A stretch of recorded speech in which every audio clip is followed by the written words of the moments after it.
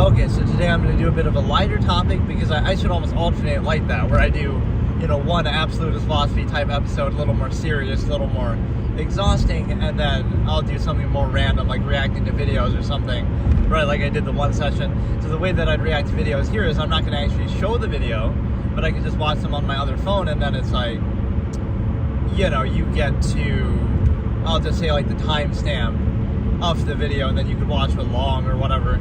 Because on one hand, even if I wasn't doing it like this while driving, I would still, and I'm not really watching, right? I'm more so just listening to the video, but like, I still typically don't like to show stuff. So even if I react to something, I think on all three of my channels here, I don't think I've done that hardly ever.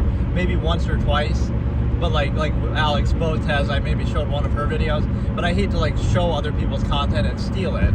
So normally I just won't react to it, or I'll react to it kind of by timestamp, like I'm telling you what I'm reacting to, but I don't show the video that I'm reacting to.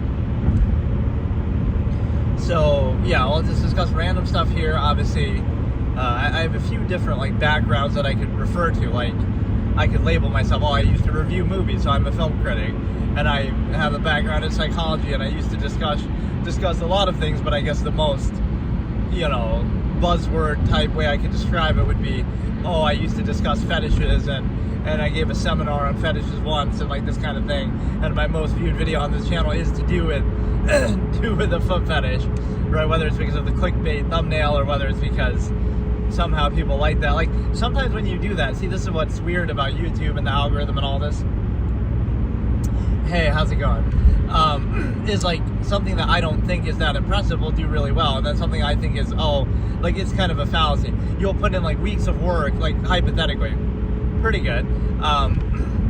You'll put in weeks, right? Some hypothetical YouTuber or content creator. You do interviews, you do research, you write a whole synopsis and thesis, right? You do something very advanced. Like I would do that sometimes, psychology of Twitch episodes or something like that. And then it gets like 10 views or something. But then, you do some dumb lowest common denominator thing, right? That's like ooh or some whatever stupid thing, and that gets like 1 million views. So the kind of way that things are rewarded is very backwards, right? I'm not saying like there's some clear criteria you should use, but sometimes the dumbest shit gets the most views, and then just something that you actually put a lot of time and effort and work into. A good example is the Botez sisters in chess. Like, you could be a grandmaster and you've worked for 20 years and studied your whole life to be good at chess, and you're one of the best players in the world, and these 2,000 FIDE players who are, they're better than the average person, but that's kind of a fallacy. Like, they're only like top 20 to 25,000 in the world, and they're getting so much attention for whatever reason. You could say, stimuli acme, their looks, their personality, whatever, that's fine, but it would be so, I'm triggered by it, and I'm not even a chess player, like a, grandmaster or somebody like that, but it's just so triggering because, like, you're actually good, you've studied for 20 years, you're a grandmaster, right, you're actually deserving of attention, but you don't get any attention, any money, right, because chess doesn't pay too well historically, but then all of a sudden, you get hijacked like that. It's one thing, your Levy is kind of on the borderline still, he's better than them, but like he's still not a grandmaster, but whatever, like the standard should be pretty high for that. My window always gets so dirty, it kind of ruins your view, or it seems like it's more visible there than it is to me. Like when I'm driving I don't even see all those spots, but on the camera I somehow do. but the weather's at least cleared up a bit. That's the one thing I get to show, I guess, with all this is like, oh, you know, you get to see the different, whatever, if something crazy is going on in real life, a lot of traffic or something. But no, I'd like to go to like different places and show that off. That'd be a good excuse. Or like, let me go somewhere I've never been before, and then you can see that. Like, otherwise I don't see much of a point in doing the camera, but I guess it's just more interesting than what I would normally do, which is just like show a notepad and something on my phone. Like, so effectively you're doing it just chatting. You're not really doing anything in real life. But yeah, it's a situation where yesterday's discussion was pretty good, the long form postulate. So you can apply that to kind of anything where you go like really in depth with it. It's like trying to avoid the surface level discussions that we often see in society, like everything's just superficial and very shallow, and yet that's what people value. So on that basis, like the initial minded basis, what I have is like it becomes a contest of contrivances, I call it, like who can put up the best appearances and performative aspects, and who can overcompensate and be the most, you know, loudest voice in the room, right? Who can do all those things in the absence of something, you know, if you thought about it a little deeper, now you would think differently. You would say, you know, now we actually have some standard and criteria that we're using, so we wouldn't be swayed by, it's like a line by Julius Caesar, these couchings and lowly courtesies might fire the blood of ordinary men and turn preordinance and first decree into the law of children, something like that, right? So, like, in other words, if that's all it takes, like, oh, somebody's like really nice and friendly, and so that's what it takes to bypass your critical thinking and make you do something or buy something or whatever, right? It shouldn't come down to that, right? It should be, okay, it's a sound, logical process, and we don't use social contrivances like a currency or like a way to control people, right? You would, it's sort of the concept of separating things the way that I talk about. Hey, how's it going? Like, you keep those things separate, so like keep social contrivance and the stimuli acme separate, zero-sum means and that separate, but they're always tied together, and it's used as like a tool to do it, which I find kind of disingenuous, right? That's not really the way that I would discuss it in my kind of whole philosophy. So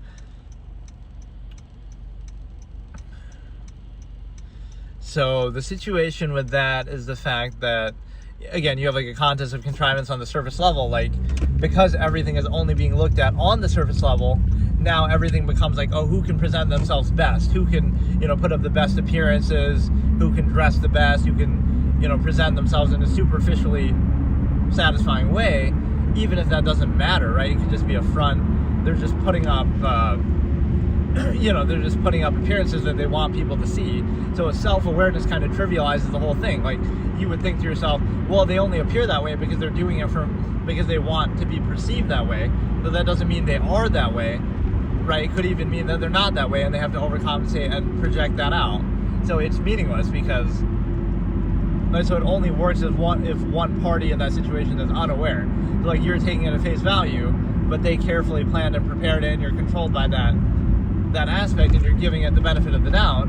But and if they were aware of the nature of the process, it might be the same thing. Like, why would they bother doing it? Because you could easily just see through it or see what it is, right? Like, oh, anybody could just dress a certain way or do a certain appearance. So why does that matter then? Right? It has no impact on anything. So why not focus on something that actually is tangible and impactful and has some relevance? So, and you would care about those things, again, if you reject this sort of egotistical, superficial, initial basis, but people often don't think very much, or somehow, you know, the act of thinking is seen as like an outward or negative thing. Right, it's the same fallacy of like, well, if, you know, you think too much about something, that's a bad thing. Not the fact that simply thinking about it is revealing what's wrong with it already. Right, so the solution shouldn't be like, oh, if you don't like what you see, just close your eyes, just don't look, right? So just don't think, and everything will be fine. But you shouldn't have to do that, right? So,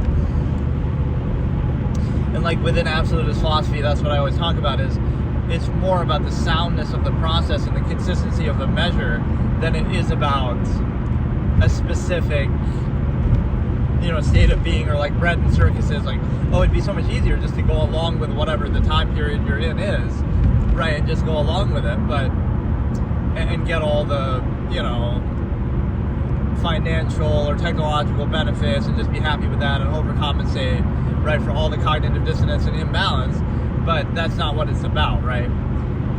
You can have all the money in the world, or you could have nothing, but you would be more concerned about, is it logically consistent what you're doing, right, by whatever standard you pose.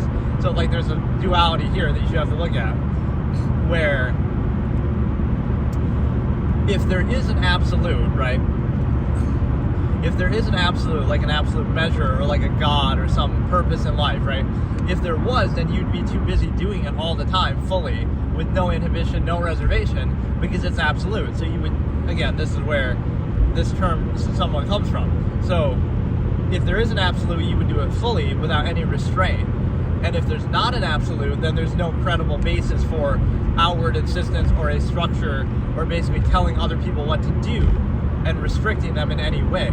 So either you fully practice the absolute as a measure, as a purpose, right, with no inhibition, no restraint, or there is no absolute, there is no basis, so everything is equally arbitrary and not credible. So now there's no basis to have an empirical power structure, or like, again, tell people what to do, because you can't assume their intent, right? You can't force your subjective, arbitrary, preconceived notions of like what you want or what you think others should do, but they could have a different intention, right? A good example is like half-mass hedonism, as I call it. So you could say the longevity process is the basis of life in society, right? Can we agree on that? So, which means everybody's trying to live as long as possible, right? Okay, I can accept that. But then that's not consistent, because then they drink, they smoke, they do unhealthy things. So clearly you're sacrificing the longevity of how long you're going to live for hedonistic acts, or whatever, pleasures, indulgences. So clearly that's not the measure, so it's not consistent, and therefore it's not credible, and therefore it's not a basis for empirical structure to tell you what to do or restrict you or prevent you from doing something. And so, right, that's how you have to look at it, as a consistency basis.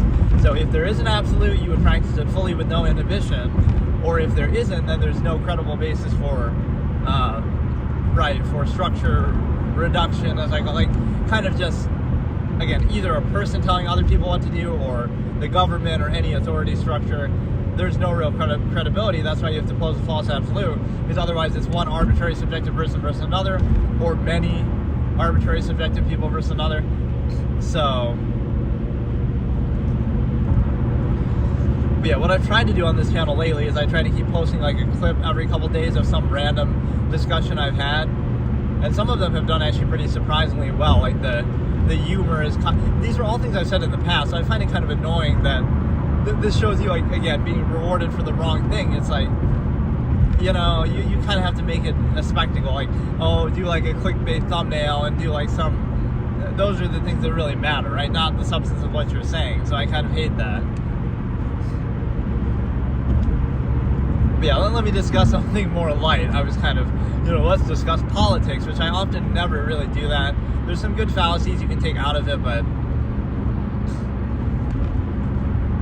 like, what is my hope for the 2028 U.S. election would be the fact of not that a Republican wins, right, in wake of Trump having just won, again, obviously, but that an independent would win, like this unity party, all these Democrats, Tulsi Gabbard or RFK Jr. or somebody like that, right? You have this unity party kind of that was formed, even though Trump is a Republican. That's kind of the outsider independent mindset. So you don't want to see a Republican win, and you don't want to see, like an indictment against Trump, like, Democrats going to win, right? You want to see us moving in the right direction of, let's go with independent unity party, just different, something outside of this established structure would be such a good thing. But, right, people can't see the big picture. So, like, there could be a very nuanced reason for why people voted for Trump that people don't get in the mainstream, which is, you don't like him, he's flawed, a lot of the things people say about him negatively are true, although, to be fair, those things apply to other people too. Like, again, Biden was very flawed, Harris is flawed, George Bush is flawed, like, so it doesn't, you're being kind of selective. But the bigger point is, yes, he might be very flawed as a person, but he could be 1%, one small, tiny step in the right direction, and that right direction being that, oh, he was sort of an outsider, right? Even though he's a Republican, you could be moving in the direction of, okay, he's the closest thing to an outsider that could actually win, because, you know, if you vote for an independent, you're not necessarily going to win, although that's sort of a self-fulfilling fallacy too.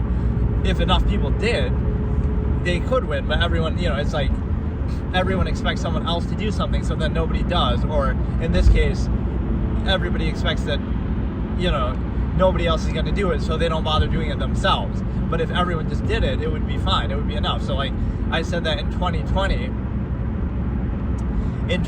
you shouldn't necessarily have voted for Trump, but you shouldn't have voted for Biden either. So like, people hated Trump and, you know, his 2016 to 2020, like, oh, it's his fault that COVID happened or whatever, right? So what should you have done then? It's not that you should vote for Trump, but you shouldn't just vote for Biden as a default because you think Trump is a bad guy. Because like I always say, there's no such thing as voting against somebody, right? You can only vote for somebody, because this notion, oh, you're voting against Trump, but you could have voted for me then against Trump, or for Kanye West against Trump. Like, anybody would have been voting against Trump. So there's no such thing as that, right? That's not a very logical basis, because then it could just be anybody. So the problem is that you would say that those same 81 million people who voted for Biden mindlessly because mainly they don't like Trump, they should have voted for an independent. So those same 81 million people could have done the same thing. It would have been logically consistent. 81 million people vote for Joe Jorgensen or somebody else, right? And then you solve the problem of not voting for Trump because, oh, you hate him so much or whatever. But you also don't have to vote for the other major political party. So I'm surprised people always fall into that trap of, like, you know, now it'll be the same thing, like a back and forth. Every presidency, we blame the current president for all the problems. So now, next time a Democrat will win, and then we'll blame them for everything wrong, and then a Republican will win, and it's like a back and forth thing, instead of just breaking that system and routine, right? So I don't know, like, maybe I should look up news articles or something. Like, I don't know what really topics to talk about per se, if I'm not just doing my own, you know, because that's what people sometimes misunderstand with something like my debate format is, like, it's like an objective platform for discussion, right? So you're not really making a case. Like when I'm explaining my terms and my logical razors, they can apply to anything. So it's not really, you know, you're not making a claim, you're just setting up a framework in which discussion can occur in a logical way. So there's something different to it than that, right? So without doing any specific topics, you can just kind of, I've been trying to lay out and explain a lot of the concepts and stuff from there. So at least I have a good record of it now. Like, all of this stuff is going to be saved. It is going to be on my channel. So I thought people would come in. That happened one time when I was doing one of my Court of Reason, just, you know, sessions. Like, I don't know why it goes to 0 when I'm clearly looking at my own chat. I don't know if that means it's like sort of semi-crashing or what, but like where people came in and they started discussing politics or something, you know, you got to frame yourself in one false duality, like, oh, I voted for Trump, so now tell me why. Like, there's certain channels that do that, right? Trump voter asks people why they dislike Trump, or asking Trump voters why they voted for Trump, or something like that. There's this chick with a banana phone who I always see when I'm scrolling through on YouTube, who's like taking calls. Maybe I should do that. I take calls to see what people have to say about certain topics.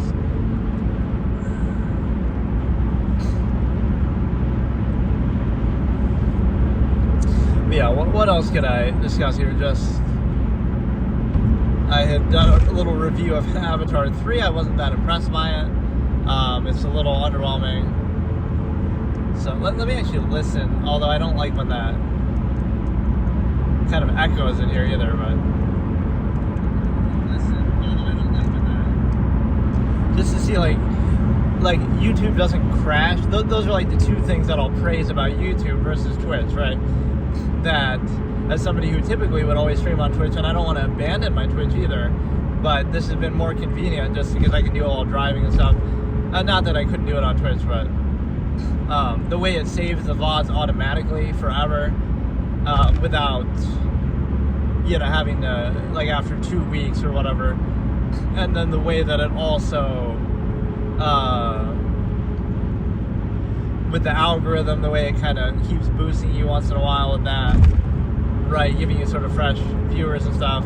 And then also the way that even if it crashes or something, it doesn't like remake another VOD, right? It'll, maybe part of the VOD will glitch out, but it won't, like with Twitch, it'll restart the whole stream basically. Whereas with here, I can't tell if it's ever crashing or not. So like right now it says 0 viewers, even though I'm watching my chat on my other phone. So how could it be 0 viewers? I don't get it.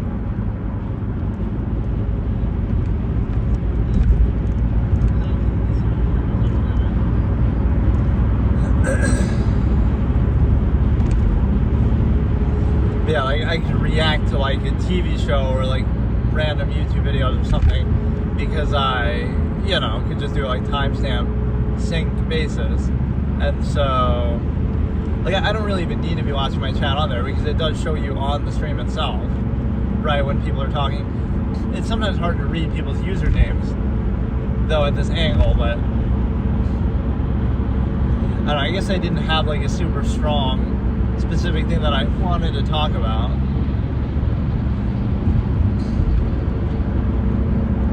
Like, let me say something. I've reviewed movies over the years. I've seen a lot, right? But I haven't seen very many TV shows. In fact, I've almost never seen a full show. I've seen probably every episode of Seinfeld. I've seen probably every episode of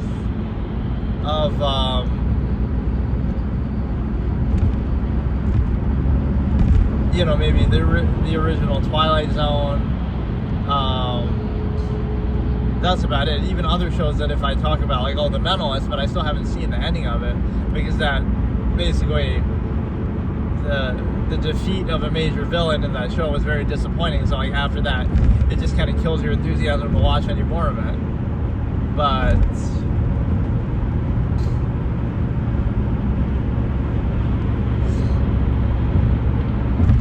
yeah, I do like doing this. It's a bit convenient, and I can just kind of let me look at some of my YouTube suggested type stuff, like what pops up. Right, maybe there'll be some interesting topic to talk about or react to. I always like watching those trials. Like Jodi Arias' trial is pretty funny. The way that Juan is just so hyper aggressive, the prosecutor, even though he did get disbarred afterwards, which is pretty rightful, or it's really more the judge's fault, kind of letting him get away with too much. Because he does something, I discussed this earlier in one of these sessions, I think. He'll ask questions that aren't really appropriate questions, that are kind of argumentative by nature, but the judge lets him get away with it. Like, he'll ask a question and they'll say something else, and then he asks, did I ask you that? That's not really, that's normally up to the judge to admonish them, but she basically just gets sick of it and doesn't even want to do anything. So the prosecutor, the defense isn't supposed to do that. Did I ask you blank? And normally the judge would say that, like, okay, please just answer the question. They admonish them.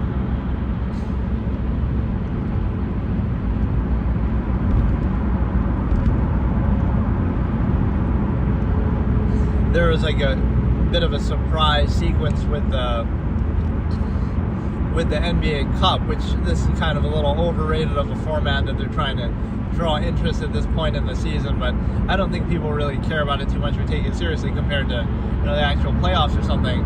But this OKC loses to the Spurs, which is a big surprise, and then you would think after that, the Spurs, if they can beat OKC, they should definitely win. But then they lose to the Knicks too, so it makes you think, like, would OKC have lost to the Knicks? Probably not. So, it's kind of more like a matchup-based thing. Like they just match up somewhat better, somewhat of a forced rivalry. One thing I'll say is,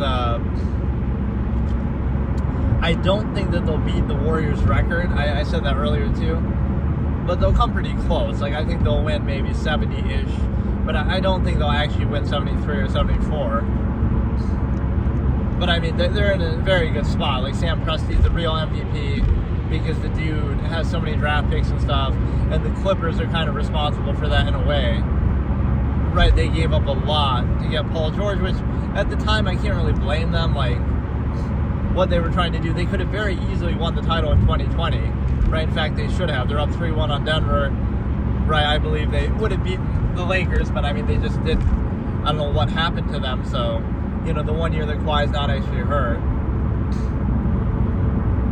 Or let's discuss this topic of, like, women, like, female privilege. So there's some video of, like, this guy went to dinner with a bunch of girls, and then he dined and dashed, and he left, and the woman was sitting there having to pay for the bill. Wow, what a crazy thing. That's so wrong.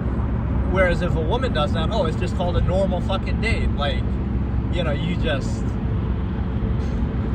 literally, oh, the man's expected to pay. But that's like a baseline female privilege stimuli acme fallacy of, like, just for being a woman, you get that privilege. Like, it's such a flawed basis, but we take that for granted. So, right, that's one of the flip sides of equality. Is like you have to be, with equality comes accountability or responsibility and stuff like that too. And so,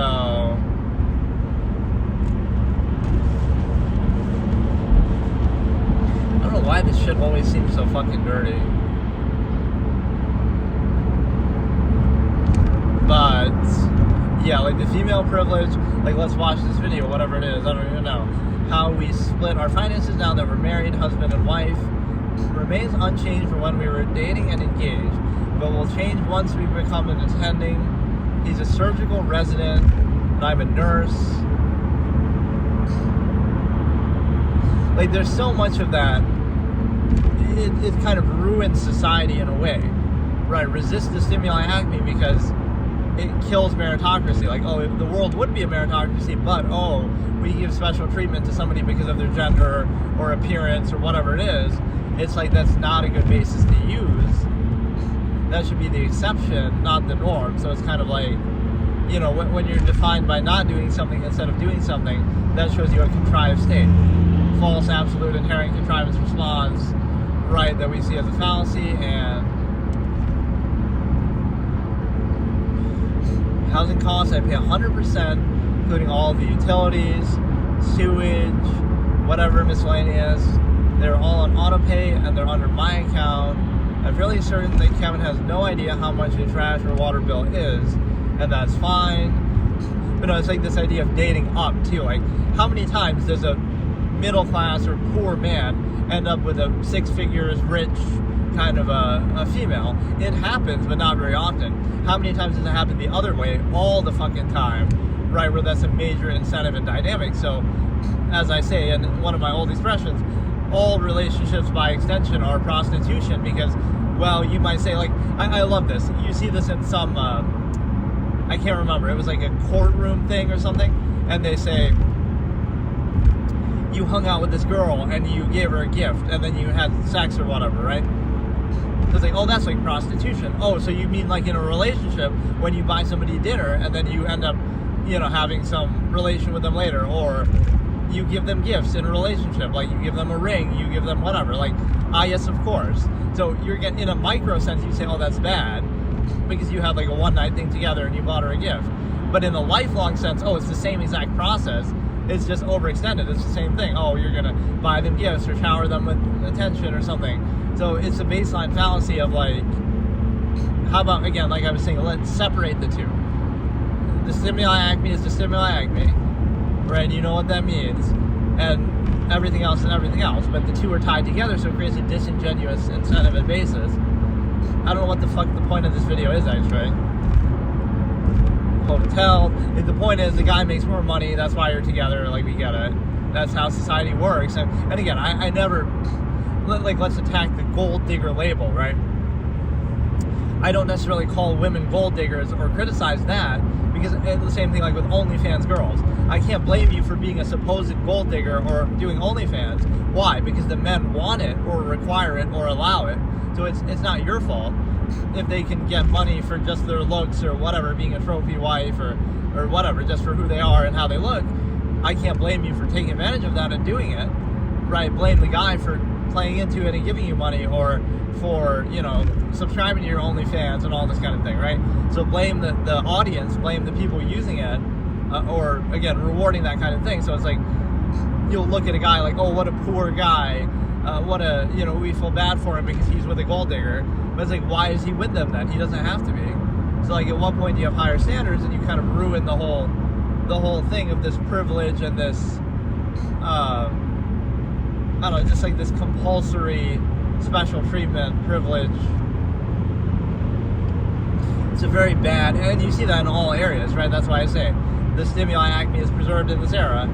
Like, oh, Anna Cramling in chess and Botez and all this. That's a great example. Chess is supposed to be a meritocracy, but oh no, we're going to give special treatment. Not only special titles, they get more attention. They, you know, have these big channels. I'm not going to discredit them completely and say, oh, it's only because they're women, but there's a lot of these channels like that, right? Jules Gambit is an upcoming one, Dina, all these different ones. None of them are grandmasters.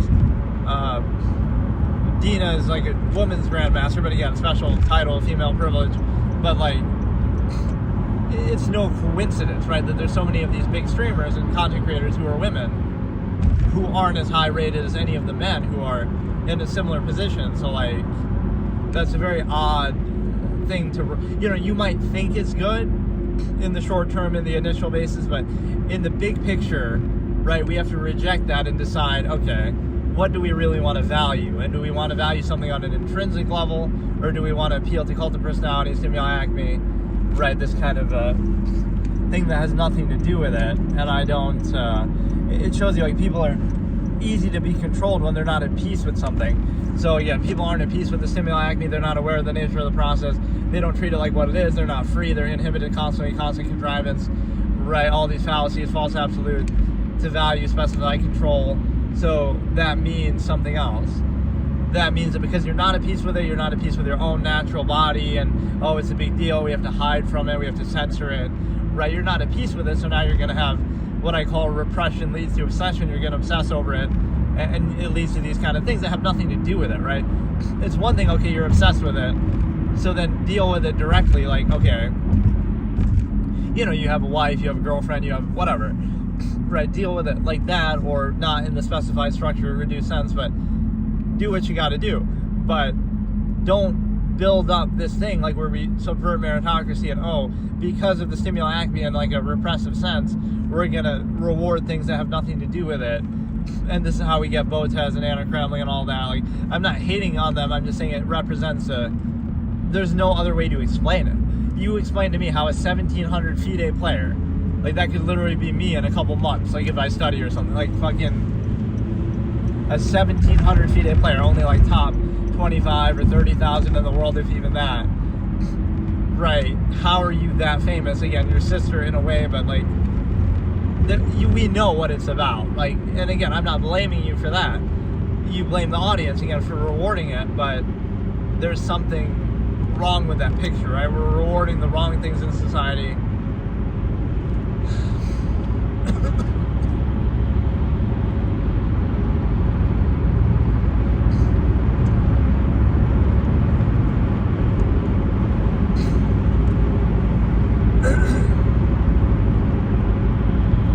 Or some people do streams like that where like they don't even talk or they hardly talk because they kind of just, I should try to read people's names more when they do that, but yeah, like I said, it's kind of hard to see them sometimes because the text is like more grayed out for the name than it is for the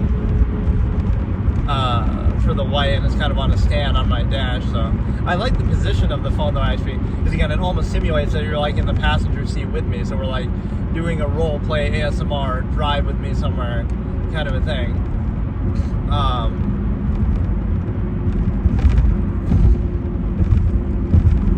don't know, I guess I just didn't really have a topic, so I'm just kind of scrolling through my YouTube stuff and using that as a baseline.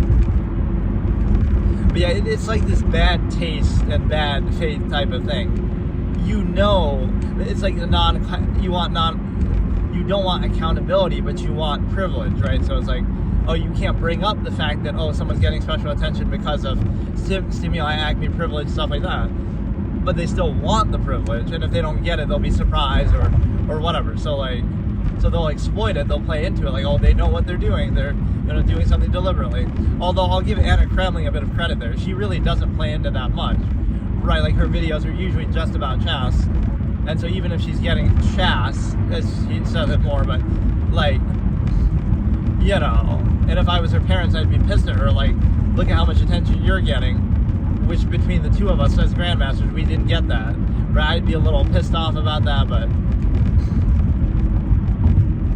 like, people who actually put in the work, who actually, did something special. So again, that's where society folds on itself. You're gonna reward the wrong things, and that's why you can look back at that in the basic sense, right? It's like a line from Hollow Knight where he says, oh, they had their fruit. I love that line so much. It's like the hunter thing or whatever. He's like some entity that keeps giving you advice or whatever. So he says, you have like this glossary of different characters and enemies and stuff. So he says, they had their food brought to them, like this advanced civilization. They had their food brought to them. That's why their society fell, because they didn't know how to hunt or fend for themselves, right? When shit hits the fan and stuff like that. So they had their food brought to them. Like today, oh, you use your little DoorDash, or you go to the supermarket, right? You don't know how to fend for yourself, kind of thing. But, so it's the same thing here. Like, you'll look back on that. Society fell and meritocracy died because the Botez sisters had a big following on chess. And you might think, what does that have to do with anything? But it actually has everything to do with it, because if you can subvert meritocracy in such a pure way as in chess, where that's what it's based on, it's a very measurable game, then how can you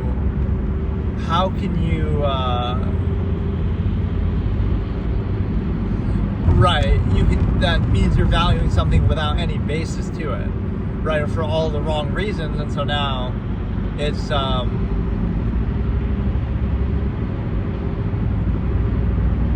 just a subversive way of doing things.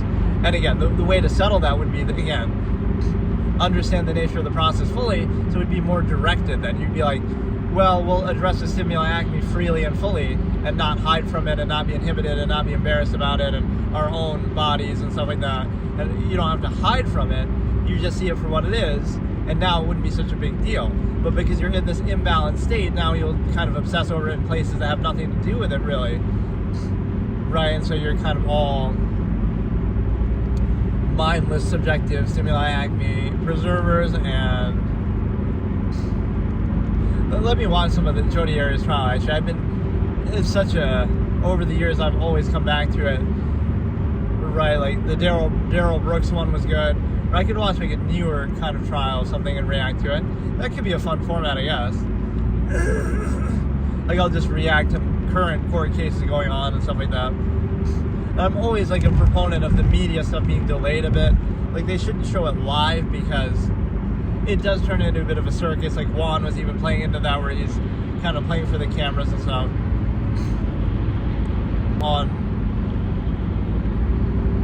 I don't know, it happens like very scripted almost. Like, not that they're necessarily bots, but yeah, I think people like the visual aspect of this, at least, right? It gives you some sort of IRL thing. Even if I won't do face cam, I'll do this.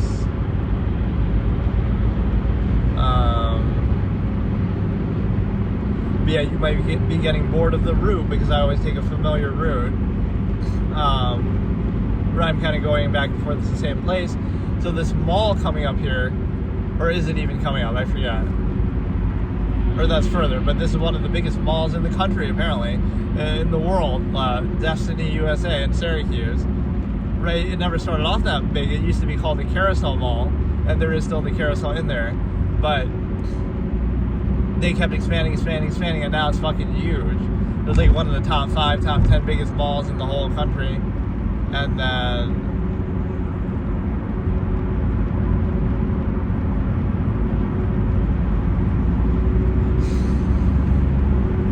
you always hear about like rowdy things happening or crimes being committed there almost, or something. I don't know, like, it's kind of a rowdy crowd.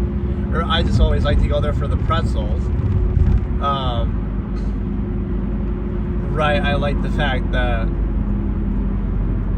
like, I hate that there's none of those around anywhere else, that Auntie Anne's pretzel thing.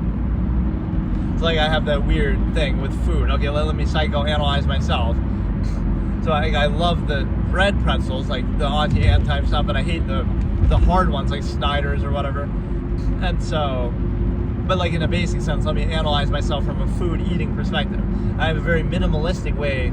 Like, I like one ingredient or two ingredients, like something simple, like just plain chicken with no sauce a lot of the time, or, you know, just pizza with no toppings, or, you know, kind of simple ingredients like that. And so what happens is, that shows like a minimalistic ideation, even though I'm lazy and I get fast food and I don't cook, but it shows you like kind of a mindset that you don't really want too many flavors or too many things. You want to appreciate in full, right, a smaller number of things. It is like a life philosophy. You want fewer things, but you want to appreciate them more fully, instead of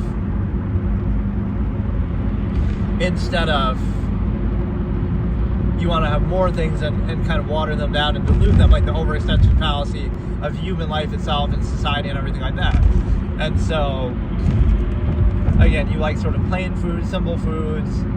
You like simple single ingredients, one or two things, not a lot of sauces, not a lot of salads, not a lot of mixtures of stuff. And so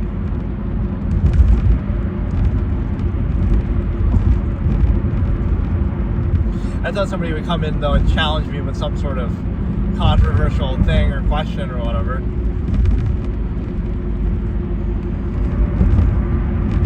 Because that's the thing I never do, is I like never dig in on a position, right? I'm always sort of nuanced, and then sometimes people will say, well, that's like a cop-out, that's just you trying to play both sides and stuff. But it's really not. Like, it's nuance versus false duality of saying it's black and white and you have to be on one side hard or the other. But that just creates like a tribalistic fallacy of, you know, now you'll just kind of insist upon everything to do with one side instead of seeing its flaws too. And you'll be totally against the other side instead of seeing its merits too. So there's no point in doing that, right? It just creates unnecessary conflict and confusion.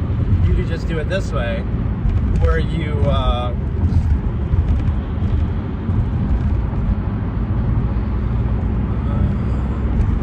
you know, where you see the nuance in between. So even if it seems like now that makes the world a little bit more confusing and not a sure thing, but would you rather have a false certainty or uncertainty, right? That goes back to the unwillingness to be puzzled concept that we talked about, that you have,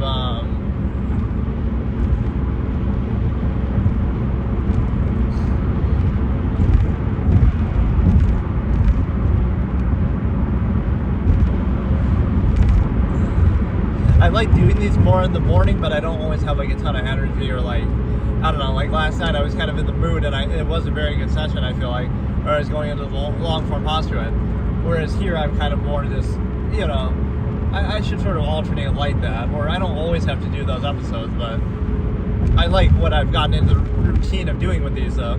This is actually a fun, enjoyable way to do stuff. I would like to still do, it's actually kind of ironic too, I just did those unboxings like the Alienware and shit like that, and now I'm not even using it because I'm just only doing this because I don't have time, or I'm, whatever time I do have, I'm trying to edit stuff now and shit like that. So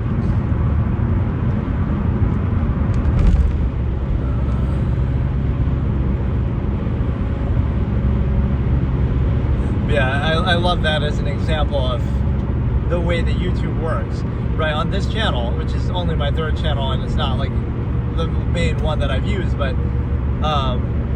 my most viewed video is the one to do with, again, me analyzing a foot fetish, like why people have foot fetishes or whatever. It's like, of all the things I posted, that has to be the one, right? So it shows you what people reward or what people are obsessed with. It's so stupid. Right, so now you'll be defined by that, like, oh, you're the guy who made that foot fetish video. It's like, well, I also made hundreds of other videos, but that just happened to be the one that people like. So I call that sort of myopic marginalization. Like, you're defined by what others value or what they focus on, not by what you value yourself, right? I could do 100, absolutist philosophy analysis and videos and stuff like that, and nobody watches, let's say. But then I do one video on some fetish topic or something, and oh, that gets viewed. So it's like, that says more about the audience and the observers than it does about me. But you'll be defined by it because people aren't aware of all the other things you've done. It's kind of similar to the long-form posture that we were talking about yesterday, where you say,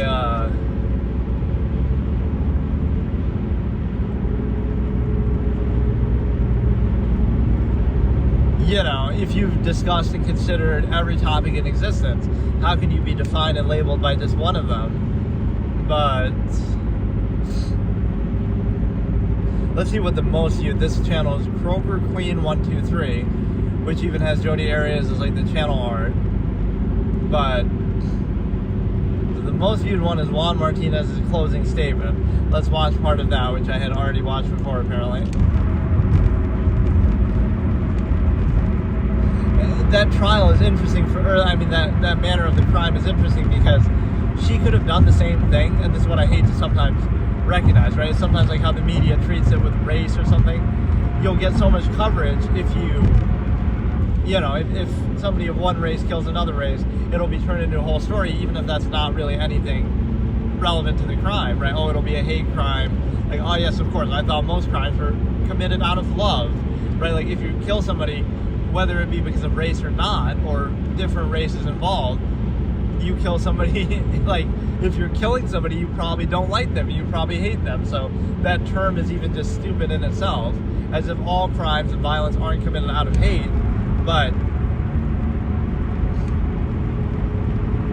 it's kind of like, I don't know.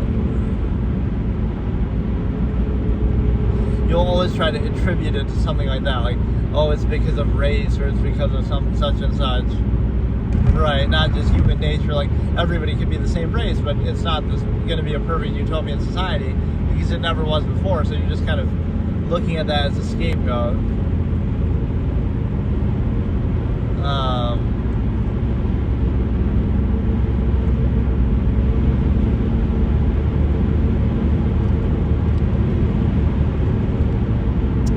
What was I saying? Like, the way that it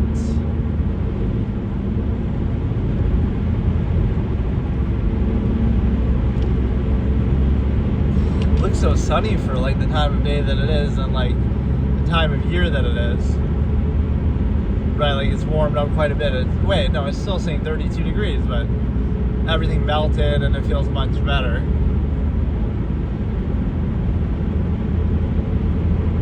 Right, from mid-December, so it's like we're gonna get a ton of snow, and then as soon as it's gonna be Christmas, now we won't get a white Christmas. That's the only time you do want snow. But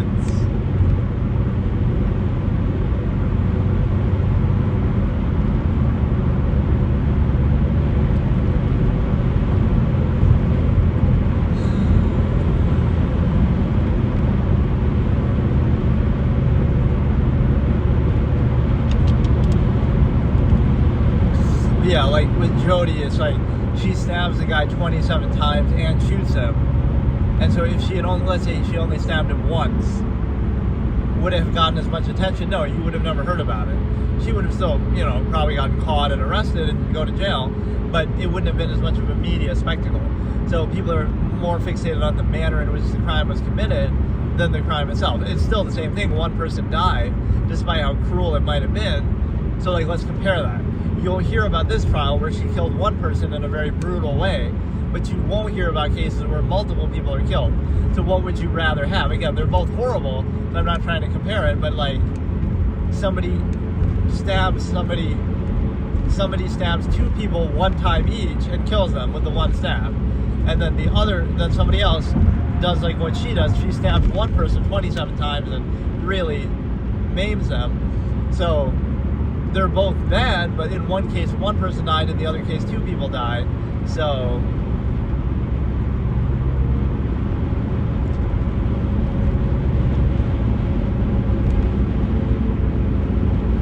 right, like even as much as we can sympathize with the torture and all that, you would still say, well, 2 is the bigger crime because you killed 2 people, right? But again, sometimes the media and the public focuses on the spectacle of it more than anything else. And so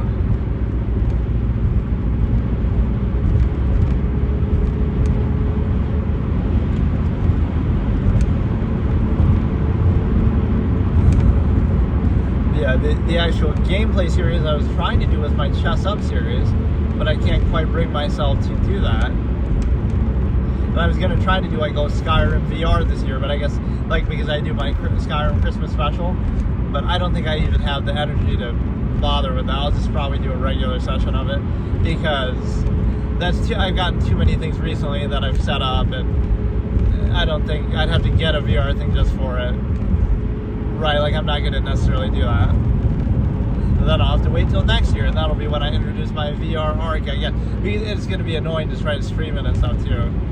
So I'm not gonna bother with it.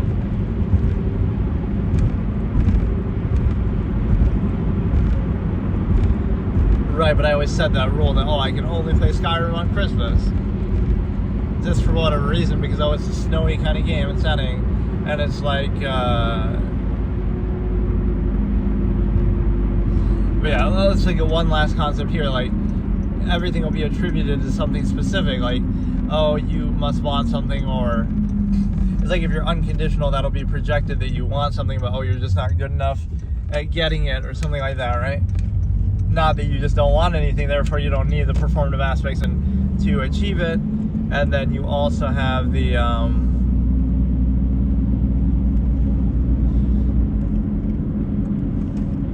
so like somebody who's more neutral, they don't want anything, versus the person who seems all positive or whatever, they do want something. So it's like, but the projection will be the opposite, like, it's somehow positive for them to do that, versus, like, it shouldn't be necessary. Like, let's turn it into a sound process that speaks for itself, and you shouldn't need to overcompensate with social contrivance or undue emphasis or whatever the case may be. And so,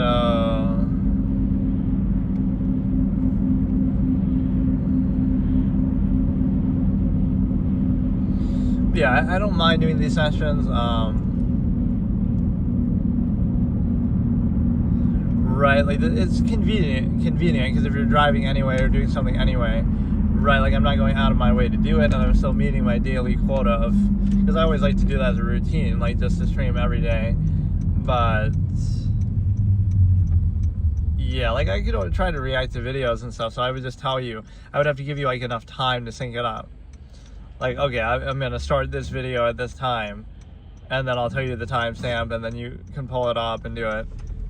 But then if people come in the middle, they won't know what I'm talking about or doing.